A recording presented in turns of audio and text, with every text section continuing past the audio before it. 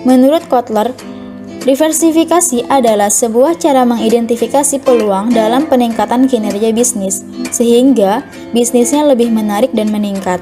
Jadi dapat disimpulkan bahwa diversifikasi risiko itu penanaman modal dari berbagai jenis investasi dengan tujuan mengurangi kemungkinan risiko yang akan dihadapi.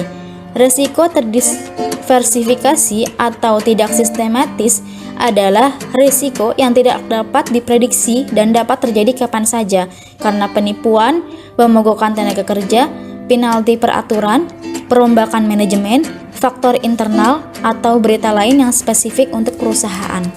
Terdapat 3 komponen utama dari risiko yang dapat didiversifikasi.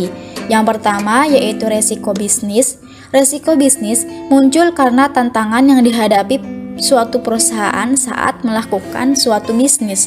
Mereka dapat bersifat internal dan eksternal, tetapi hanya khusus untuk perusahaan saja. Yang kedua, risiko keuangan. Risiko keuangan murni merupakan risiko internal perusahaan karena terkait dengan bagaimana modal dan arus kas disusun di sebuah perusahaan. Agar perusahaan dapat membayar dan melewati masa gejolak, struktur permodalan harus kuat dan perusahaan memiliki tingkat hutang dan ekuitas yang optimal. Kemudian yang ketiga, resiko manajemen. Perubahan kepemimpinan memiliki dampak yang sangat besar karena selalu ada ancaman dari rekan dekat ataupun dari pemimpin yang mengundurkan diri. Ini tidak hanya berdampak pada pertumbuhan strategis di masa depan, tetapi juga berdampak pada transformasi strategis saat ini yang sedang dilakukan. Selanjutnya, efek diversifikasi portofolio. Dengan melakukan diversifikasi portofolio ke beberapa saham, maka jika kinerja suatu saham di portofolio sedang buruk, akan tertolong dengan kinerja saham lainnya yang memiliki kinerja bagus, sehingga dapat mengurangi risiko kerugian yang terlalu besar. Investor dapat melakukan diversifikasi dengan beberapa cara. 1. Diversifikasi dengan banyak aktiva berarti bahwa rate of return untuk satu sekuritas tidak terpengaruh oleh rate of return sekuritas yang lainnya. Kedua, diversifikasi secara random berarti investor hanya memiliki sekuritas secara acak. Yang ketiga, diversifikasi secara Markowitz dengan menggunakan metode mean variance dan Markowitz. Sekuritas yang mempunyai korelasi lebih kecil dari 1 akan menurunkan risiko portofolio. Diversifikasi portofolio ada 3 bagian, 1 aset independen dan tidak independen. Risiko portofolio adalah varian aset individu yang dibagi dengan jumlah aset. Jika aset-aset tidak independen satu sama lain, maka ada covariance atau korelasi antar aset. Kedua, risiko total, risiko sistematis, dan risiko tidak sistematis. Semakin besar deviasi standar, semakin besar risiko suatu investasi. Hal ini menunjukkan bahwa diversifikasi bisa mengurangi risiko. Portofolio yang efisien yang bisa dibentuk. Adapun rumus untuk menghitung risiko total ialah risiko total sama dengan risiko sistematis ditambah risiko tidak sistematis. Yang ketiga, ilustrasi risiko biasa dan yang tidak biasa didiversifikasi. Contoh risiko bisa didiversifikasi, misalnya kita memegang saham Astra, kemudian pabrik Astra mengalami kebakaran yang mengakibatkan penurunan keuntungan. Dengan demikian, kita mengalami kerugian karena saham perusahaan mengalami penurunan. Contoh risiko yang tidak bisa didiversifikasi, misalnya terjadi resesi perekonomian di Indonesia yang menyebabkan penjualan mobil mengalami penurunan baik Astra maupun Indomobil sehingga harga saham keduanya juga mengalami penurunan. Penilaian kualitatif. Analisis kualitatif dalam manajemen risiko adalah proses penilaian dampak dan kemungkinan dari risiko yang sudah tersedia. Proses ini dilakukan dengan menyusun risiko berdasarkan efeknya terhadap tujuan proyek. Analisa ini merupakan salah satu cara menentukan pentingnya memperhatikan risiko-risiko tertentu dan bagaimana respon yang akan diberikan. Pendekatan kualitatif merupakan analisis risiko dengan menghubungkan antara dampak yang ditimbulkan oleh suatu hazard dengan kemungkinan kejadian hazard di masa yang akan datang. yang ditampilkan dalam sebuah risk matrix atau risk ranking.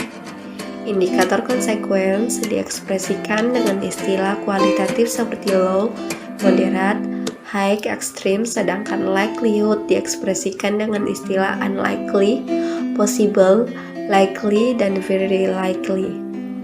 Satu consequence yang diekspresikan dalam beberapa aspek risiko seperti kemungkinan kehilangan ataupun kerugian atau ketidakpastian atau kemungkinan kejadian pada periode tertentu.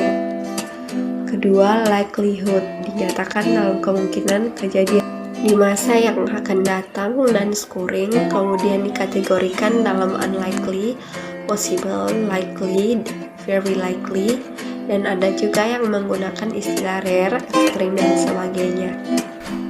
Langkah yang dilakukan dalam analisa kualitatif risiko sebagai berikut. 1. Memperkirakan probabilitas dari resiko-resiko yang telah diidentifikasi berdasarkan pengalaman atau sejarah dan besarnya dampak yang akan terjadi. Probabilitas ditentukan berdasarkan probabilitas subjektif. 2. Menghitung risk factor (RF) dari masing-masing resiko. Besarnya RF merupakan perkalian antara probabilitas kemungkinan terjadi resiko dengan dampak yang ditimbulkan. Berdasarkan nilai RF dari masing-masing resiko, dibuat ranking dari resiko, sehingga dapat dilihat urutan resiko berdasarkan besarnya RF. 3. Menghitung nilai resiko dari proyek. Nilai resiko dari proyek adalah penjumlahan nilai RF dari semua resiko yang akan muncul dari proyek dibagi dengan jumlah resikonya. Proyek yang mempunyai nilai resiko terbesar merupakan proyek yang paling beresiko. Dalam analisa resiko, tidak dilakukan uji terhadap asumsi yang digunakan dalam identifikasi resiko dan menghitung tingkat stabilitas asumsi karena tidak didapat data untuk melakukan pengujian. Resiko-resiko diidentifikasi berdasarkan penilaian subjektif. Manfaat diversifikasi.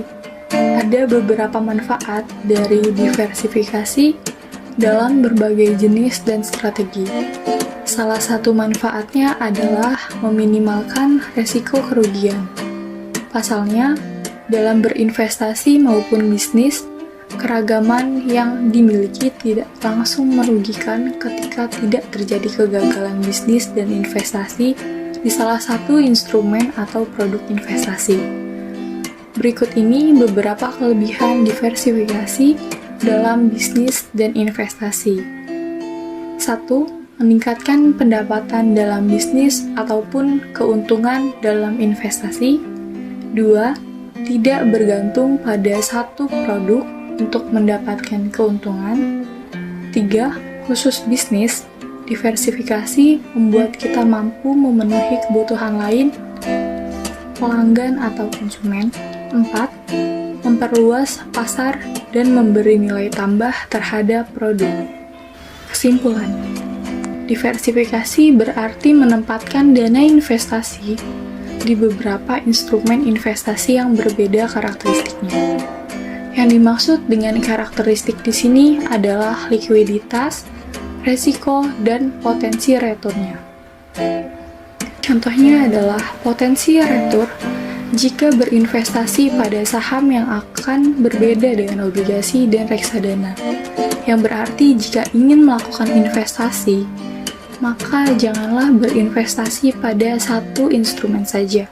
Seorang investor harus menciptakan portofolio yang beragam agar bisa meminimalisir kerugian dan memaksimalkan potensi keuntungannya. Terima kasih.